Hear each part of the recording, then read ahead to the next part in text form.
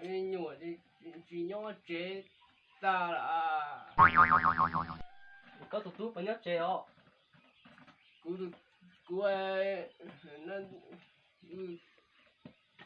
cú tu ấy thì chỉ mua tu là cú vô lấy như tu rồi to Thì vậy có tụt này nhớ chơi ứng bút xì ha. sau đó vô tới như tu bỏ tới à Có tụt tụt nhớ chơi ha. cú tu à cú vô về à tu ấy nó tàu tàu trong đồ rong ấy chỉ bỏ ra không muốn tư nữa ra cho Rồi nhớ chơi cho mua xì ha. cho đến một xí Ừ.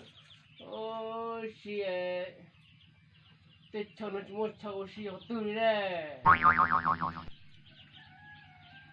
Thì nhớ gì của con không sẽ không có ha.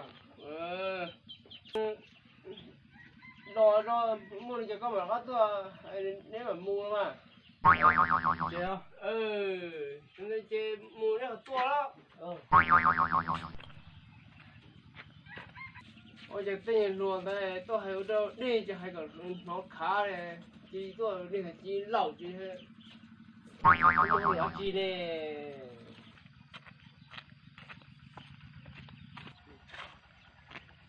Ô chơi không hiểu được gì. Thế chỉ là chỉ bảo chơi lan chơi ho. Thế chắc không chỉ bảo chơi cái lẽ không chơi số.